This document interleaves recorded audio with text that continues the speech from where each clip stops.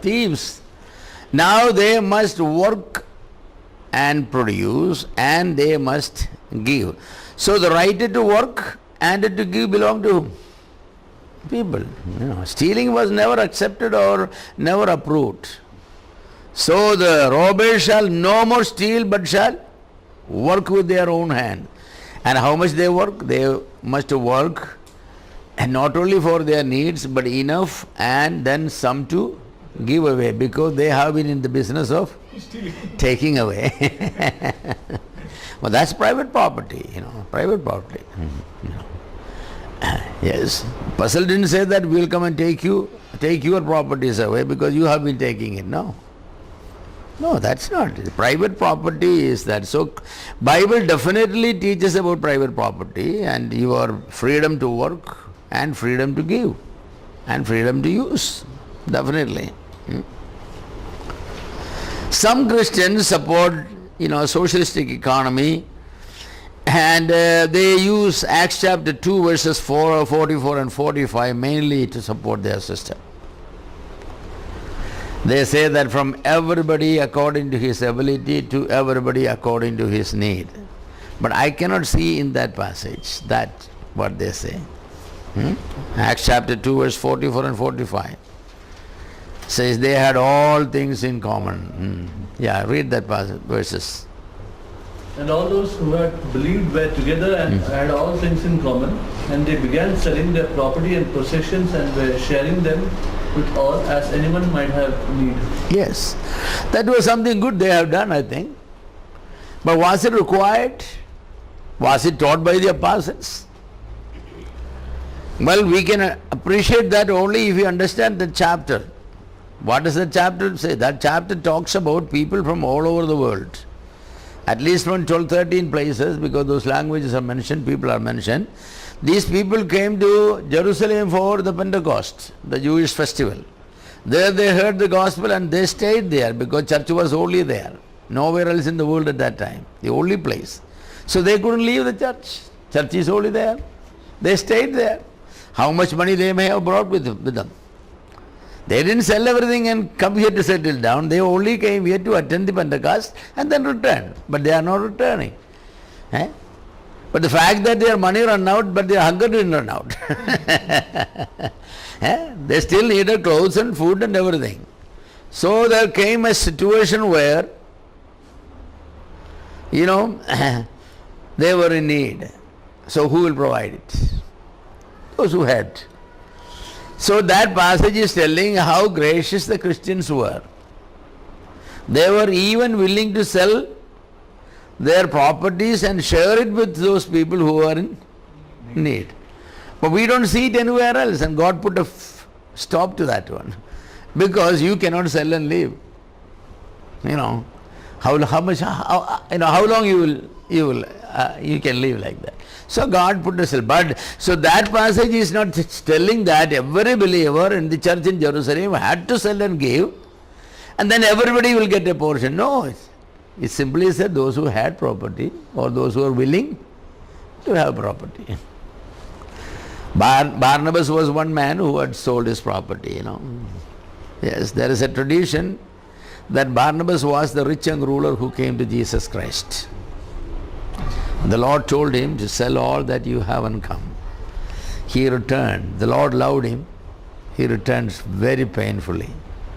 But then after Pentecost, he sold all he had and gave it to the church and became a follower of the Lord. That's a tradition. There is no biblical evidence to it, Of course, around every incident they will make traditions.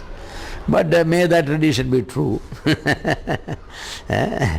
Because Barnabas was a good man. If he was that man, that man also was very good. God looked at him. Jesus looked at him and loved him. Jesus saw in him there is a man with some goodness. But because he was very rich, he could not just do it.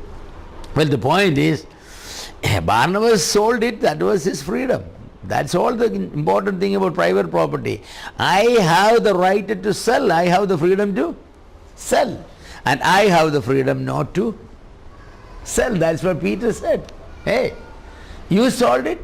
That's your decision. But the property was yours. You brought the money, that's your decision. But you didn't need it to. Even after selling it, it was yours.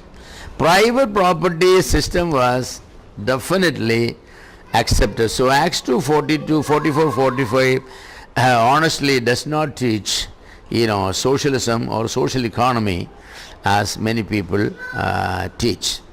There are even some who goes to the extent of arguing for a Marxian economy. The liberation theologians, if you know who they are, for example, advocate the system. However, there are no biblical support for the system. They believe heaven could be established on earth through modified Marxian system. No. We need to realize that no economic system, capitalism, socialism or Marxism could bring an utopia on the earth because we are all sinners. One minute. Hello, Bhavan. ഇല്ല, ഞാൻ class എടുത്തുകൊണ്ടിരിക്കുക. 10 മണിയായി എഴുതത്തുള്ളൂ. അത് ഞാൻ ഒരാടെ ഒഴികെ എല്ലാവരുടെയും കൊടുത്തായിരുന്നു. അതേ ഉള്ളൂ. Okay.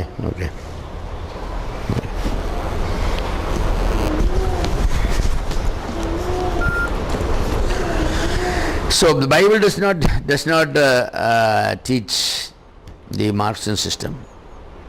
Heaven cannot be established on earth. No utopia, Even whether capitalism cannot bring it, socialism cannot bring it, and Marxism cannot bring it.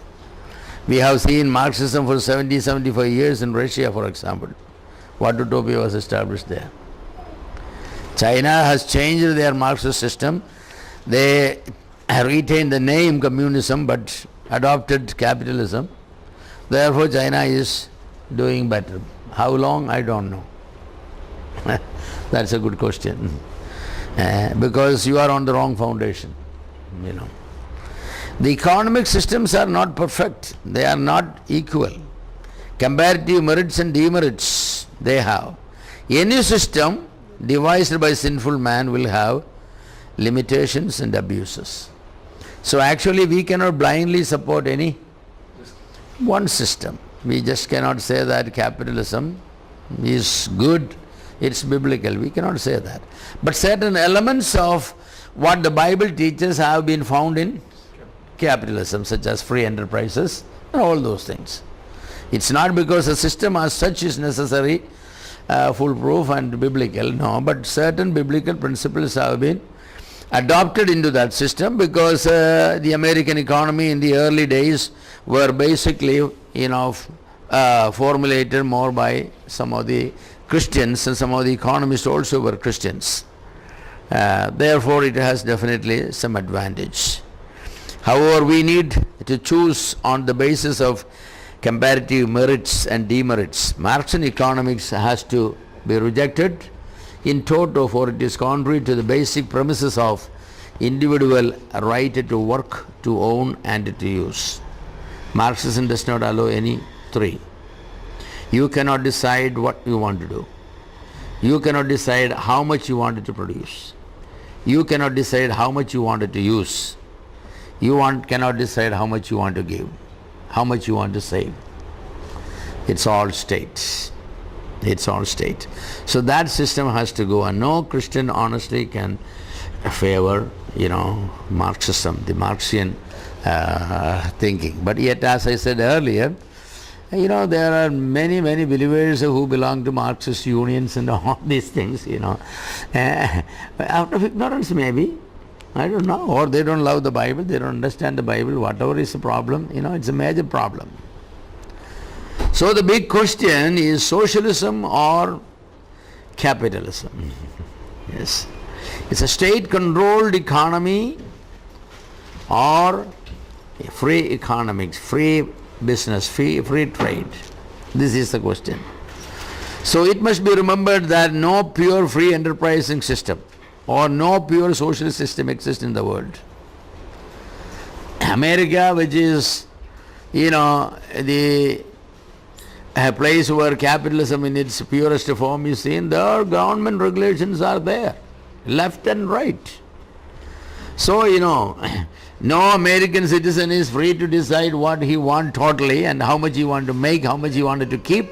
No, the government tells how much you can keep. 40% you have to give as tax. All this. See, so there is nothing called a purely private, economy, private enterprise. And at the same time, with socialism also, there is no pure socialistic system exists in the world. No. It is also mixed with some capitalism. Definitely. All systems have their abuses and misuses. India, with its mixed economy of socialism and capitalism, has its a fair amount of abuses and misuses. We see it every day. Every day.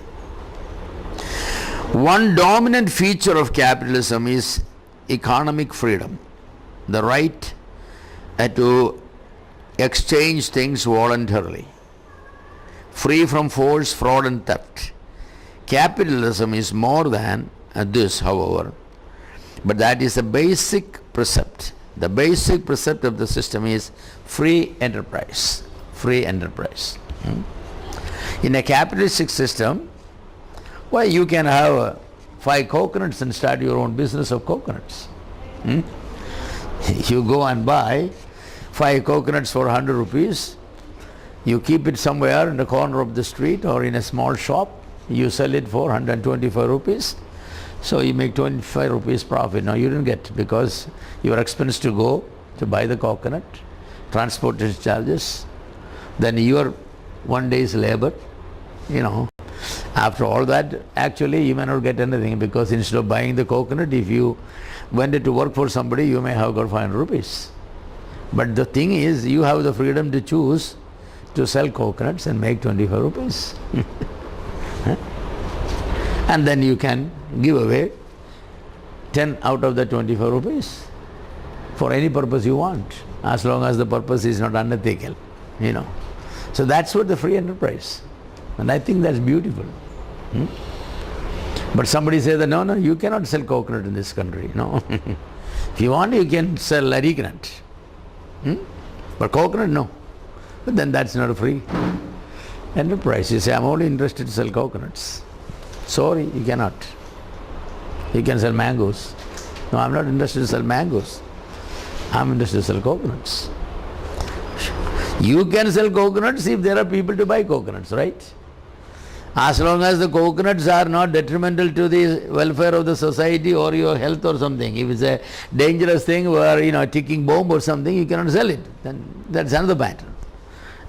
So the free enterprises, you have the freedom to decide what you want to do. You can also decide the price you want to. You can sell the coconut 100 rupees per coconut. If there are people to buy it. If there are no people to buy it, then you will take it. You and your wife will eat it. Or you and your children will eat it. Your business will fail. Because in capitalism, the demand and supply side economy, they say that. The demand increases, price increases. Supply increases, price goes down. That's it. 10 coconuts, 100 people to buy it. Okay? So you say that, okay, anybody who buy it for the highest price, minimum is 20. Okay? Who wants it? Okay, some say 20, 50, 75, 100. They go to up to 500 because 100 people, they all need coconut. And there are only 10 coconuts. But on the other, I have 100 coconuts and there is only 2 people to buy. So they say, how much? 20? No, for 5 rupees. No, I won't give. Why? You can keep it. So the supply side, economics is that. That's all part of the free enterprise. In the free enterprise, therefore, there is competition, The public is always benefited in the free enterprise. But the government fixed the price 20 rupees per coconut, whether people want or not. There are people who are free to sell it for 10 rupees, but you cannot go and buy it. It's against the law because government fixed the price. See, that's what's the problem with the socialism. So the dominant feature of capitalism is this free enterprise. And I think that's a good biblical system. But the dominant feature of socialism is the control of the market by a group of central planners who exercise control over essential market functions. Socialism to many provide the concept of better social justice through central controls. They believe the Bible supports socialism, on the basis of Acts chapter 2. No, it doesn't. In socialism, there is a central agency. You call the ministry, you call the board, you call the control system, whatever you want. There is a central agency that will control and monitor. They will fix the price and so many things. So that's the problem with socialism. We may say it is good, but it is not good. Why? Because these central agency, they are many times far from the reality. Far from the reality. The rubber prices, for example, in Kerala is 113 or 120 rupees now. Who decides it? Sometimes the rubber board, the people who are in the rubber board, they have nothing to do with the rubber. Not one of them have one tree. They don't know the burdens rubber farmer is suffering. They don't know about how to tap it, what to do with the latex, how to process it. Nothing. You give them a bucket of latex, they don't know what to do with it. But they are going to decide what the price will be. How much better it will be if a cooperative society of the real rubber farmers, but they cannot do it because it is free enterprises. In Malaya and Singapore and some of the other places, you get rubber for 90 rupees. The North Indian business people can go there and buy for 90 rupees. You keep it with 150 rupees in Kerala, who will buy it? So it's a free system. So ultimately, who is benefited? The farmers in Kerala suffers, but the tire users are benefited. If every tire maker buy the rubber at 150 rupees per kilo, then the price of the tire will shoot up. And everybody who owns even a bicycle, and even the little children with a rubber eraser, they all have to pay higher. Just because the farmers in Kerala wants, that cannot be. So farmers in Kerala have to compete with the free enterprise. Free enterprise. So that's what the system that is, operating. In the Bible time, there was no central agency to regulate any control of how a man makes money or how a man spends money. Paul has given some advices, told some dangers. Your priority should not be in making money. There are more important things in life. Therefore, learn to live simply and be satisfied with having food and covering. That's true. But Apostle didn't say that what food you should eat. See, Paul said that he has trained himself to eat 5-star food or Tattvada food. That's what he said. He knows how to abound and be abased. He can sleep comfortably on an MFO, mattress, or he can comfortably sleep on a floor with a newspaper spread on it. It didn't affect him. That's not because it was sin to sleep on a nice mattress. No, that's because of expediency. All things are lawful, but all things are not expedient. So Paul had chosen. So that's what Christians should do. That has nothing to do with what we talk about these economic systems. No. So there was no centralized agency. The church never controlled economics of the early. In the Jewish system also, the priest or even the king did not say fix the price of the wheat. No. That was the supply side economy there. If you had a better harvest one year, people could buy wheat for a lower price. If the harvest was poor, people had to pay more for the wheat they will buy, because supply side was weak. So demand and supply, that's what was deciding there. So, even as we said in Acts chapter 5, it clearly shows the private enterprising system of the early church. Peter very clearly laid down the principle. It was yours. It was yours. The phrase that leads people to favor socialism is a statement. Now all the believers were together. That's a nice thing. All believers were together. But you have to convert it to Amish system, the Mennonite Amish, where they have collective living. 100 families live together. They have a common dining dining hall. They take turns. 10 ladies will cook for, 500, 600 people. 1 week, next week another 5 will come. Everybody will go to the field in the morning. They will all work together. Everybody can learn only up to 8th standard. Nobody go beyond. You can go, but you have to leave the community. You cannot come back. They will decide what you will learn. Self-sufficient society. Some children will be carpenters. Some will be blacksmiths. Some will be tailors, weavers, and all that. Everything is there. No electricity, no fridge, no car, only horse cart. And wells, hand-driven, waters and all that. Everything nice food, healthy food. Everybody wear the same type of clothes also there. Everybody is, white shirt and black pants for men, and black skirt and white blouse for women. 24 hours head coverings. The only time you take it out is when you take a bath. Otherwise women should always have, because pray without ceasing. Yeah, it's good. They're consistent. I like them. I have a friend, Brother Wenger, Ray Wenger, I don't know, he's a Mennonite. He's not Amish, but he's a Mennonite, and he believes that. Yes. They won't have any family planning methods. Naturally, he has now 11 children, I believe. It's going on. Everything. What's wrong with them? Nothing wrong with them.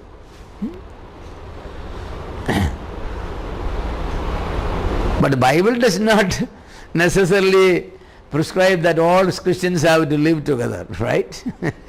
Except in Jerusalem, we don't see anywhere else living together. We don't read in any of the epistles or in the Acts anywhere else that they were required to sell and give. No, it was not. It's all the private enterprises that we see everywhere. So socialism is not necessarily the biblical system, The Bible emphasizes private property. In Isaiah chapter 65, verse 21 and 22. Isaiah chapter 65, verses 21 and 22.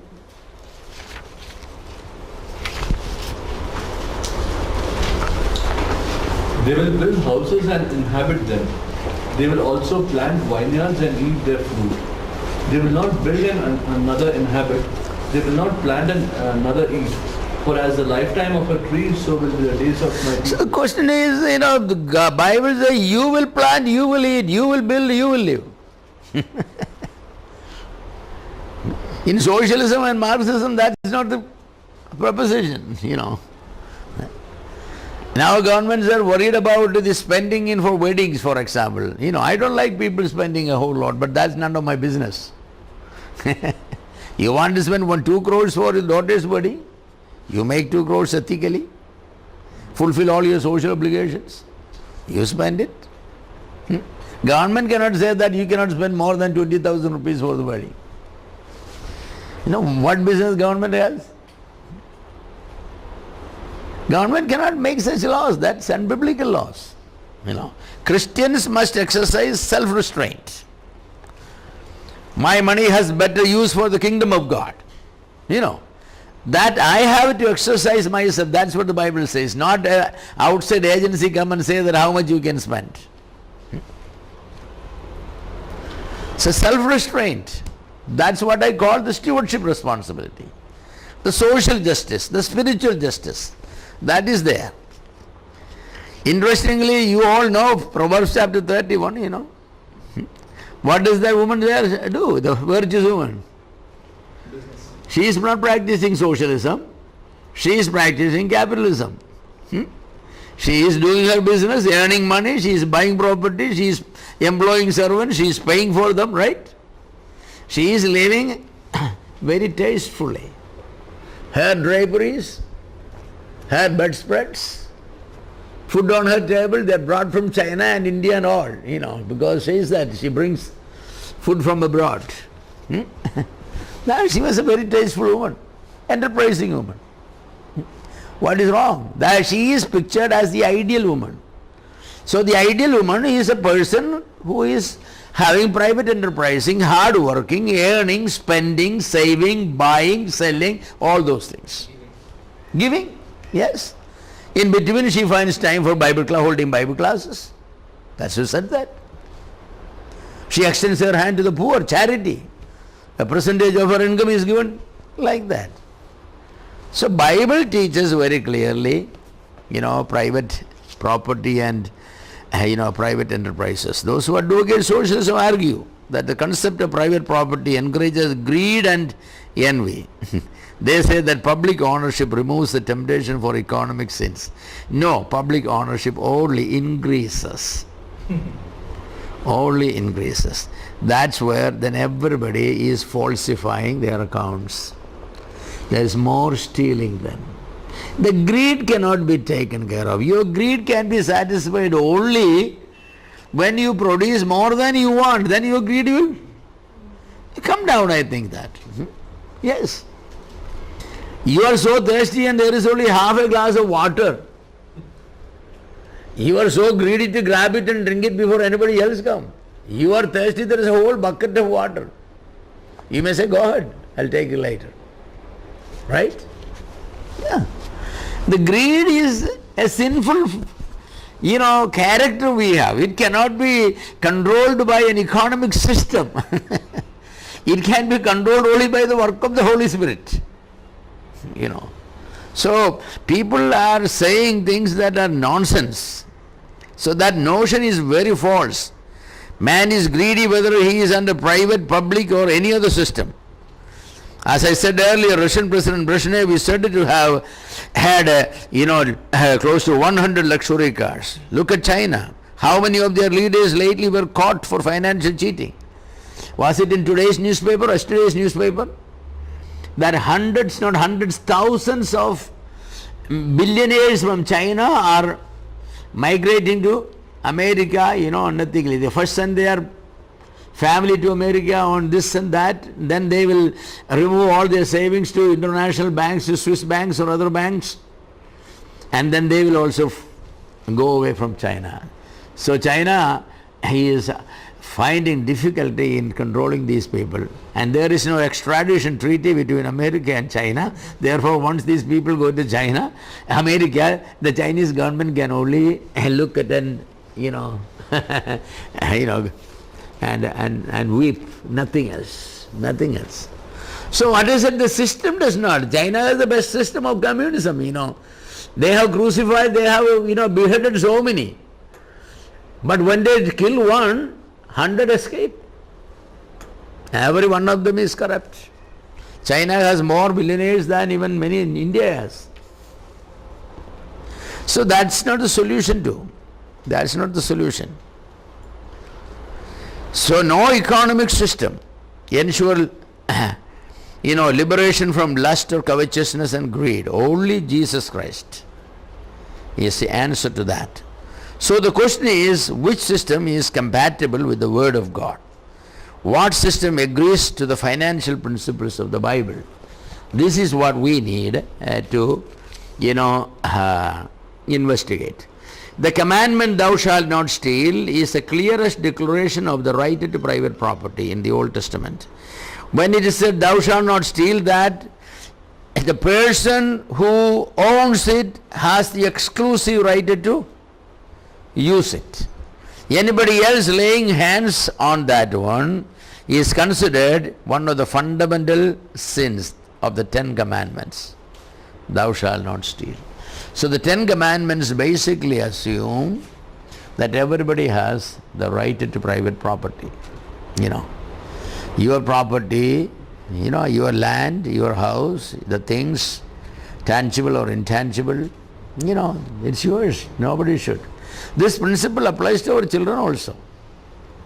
If you have 3, 4, 5, how many children? 2. You know, one child cannot take the other child's pencil without the child's permission.